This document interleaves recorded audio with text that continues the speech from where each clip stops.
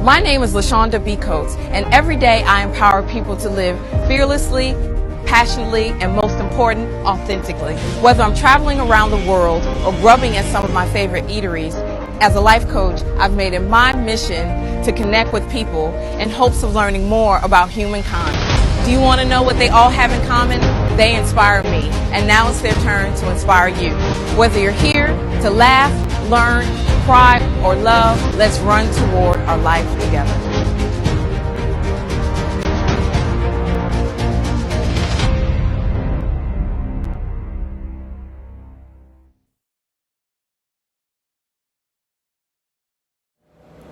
Hello, good people. This is D'Amico Faulkner, man, and I'm reporting here for Forte Avenue. I'm with the lovely, the one and only Lashawnda Becoats. Thank you, thank you. How are you today? I'm wonderful, All thank right. you. Oh man, looking lovely as Thank always. you. And it's a pleasure to be here with you. Oh man, listen, we had to make this happen, and I'm so glad that it finally transpired. Yes, absolutely. I'm looking forward to the conversation. That's right.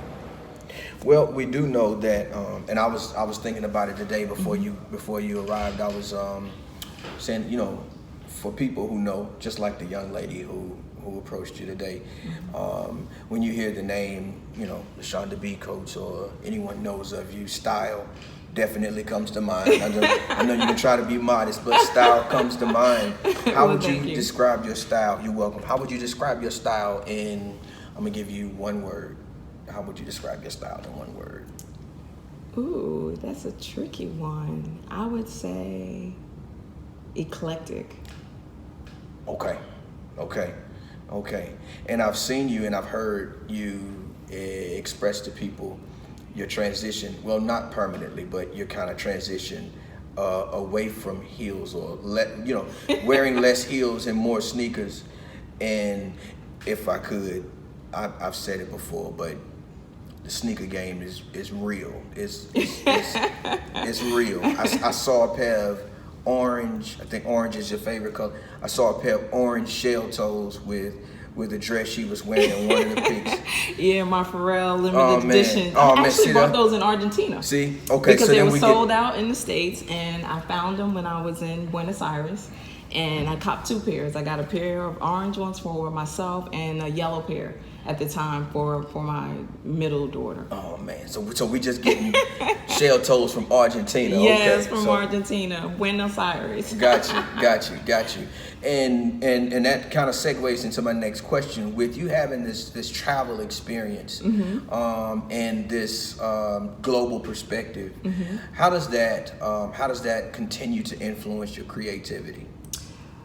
You know, one of the things that I love about being able to travel is that when you're in different places, whether you're in the States or you're abroad, you know, if you can be present enough to just pay attention, you know, things just come to you. And so for me, that's my greatest inspiration, especially when it does come to style. Okay. Because people in different countries, in different parts of the United States, just have a different way of doing things. You know, the way you wear your baseball cap, you know, in Florida may be different than the way you rock it in, you know, LA. Right. And so just taking that as a basic thing, but if you're aware and you just take things in and observe, you can be influenced in lots of ways, and you make things your own. I mean, I saw a woman in New Jersey, an older woman with some sweatpants on, a coat, and she had on some moccasins, and they were fur, and they were banging, and I went berserk because it's a little old lady, and I saw her, and I was like, oh, I want some moccasins. Right. And I probably would bite her style and rock them with some sweats. On the low. She was like 90 years old, but she was fly. She was fly, and it was so fly that it stopped me because it was so unassuming. Oh, wow. You know, it wasn't like she woke up and decided to put this together. It was who she was, and I love that. So that also influences me, seeing people be authentically who they are and what they put on their bodies and how they choose to wear it. Oh man. So I think you mentioned you've been in Charlotte for how long? 25 years. 25 years. Yes. Like now with you know, with the I guess the the backdrop, your story, and it has its turns and its ups and its downs and its excitement. Where does Charlotte fit in, or how does Charlotte fit in to your journey? Charlotte has been a great place of foundation. Learning a lot about who I am personally. Okay. And also learning a lot about who I am professionally. I've been fortunate enough in this city to be able to recreate myself several times professionally. Okay. Going from a graphic designer for the Charlotte Observer for 11 years, and then getting into doing, some work on my own for my concierge business that I had at the time. And then professionally also getting into journalism and becoming a writer and covering style and travel, and one thing morphing to the next, and then becoming, editor at the magazine at Pride. Got you. And so with everything that you've shared, and let me go back. I want to thank you for, and you may not have even known that you gave permission. No, that you gave permission for individuals to recreate themselves professionally, because some people don't think it's okay to do that. Okay. Yeah. Even though life changes and we change, sometimes people don't think it's okay to do that.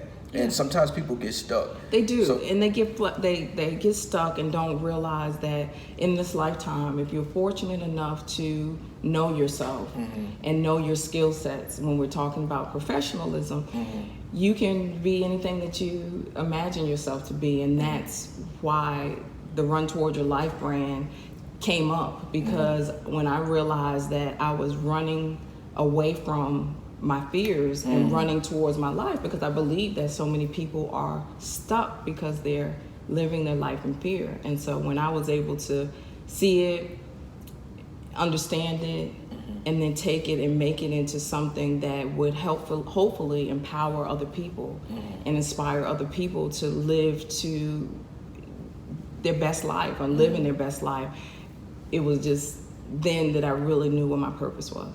Well, you've actually answered like the next two questions. I'm that sorry, I had. I didn't mean to mess it up. No, you didn't. It just kind of flowed. But you tell us because some people don't know. Tell us what Run Toward Your Life is. Explain to us what that is. So Run Toward Your Life is a lifestyle coaching brand, and it came to me, as I remember the earliest memory, on an airplane, the name. And I was traveling, and I realized, as I said, that I was running toward my life. But it is about individuals deciding to deal with their truth in order to set goals and change their life. And I don't believe that people can change their life unless they're willing to live and deal in their truth. And living in your truth also means facing your fears. Okay. And so as a coach and as an accountability partner, it's my job to work with the client, helping them understand their fears and helping them set goals to overcome them in whatever area of their life that they may need assistance with. Well, listen, man, there is such a need for a platform such as this.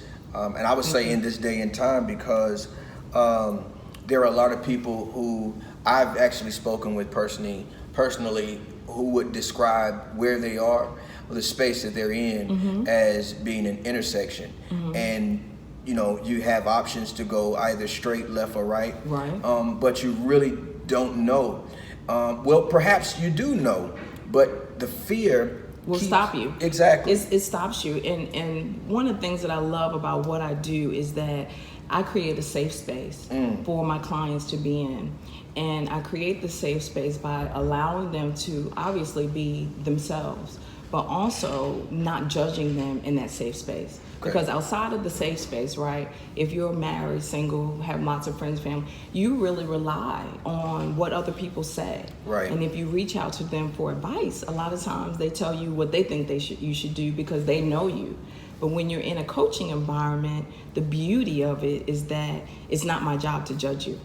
It's my job to listen to you, to create this safe space, and allow you to answer some of the questions that sometimes you don't even know you have the answers for. But it's my job to help bring that out. And this is really, I'm going to ask this question, but I don't want it to move, but I wanted to ask about where and how you see Run Toward Your Life evolving. But it's such, oh man, it's so ripe. It seems so fruitful. Like now, it's like I'm good right there. I don't want it to move right now. I just want a piece of that. But how do you see it evolving?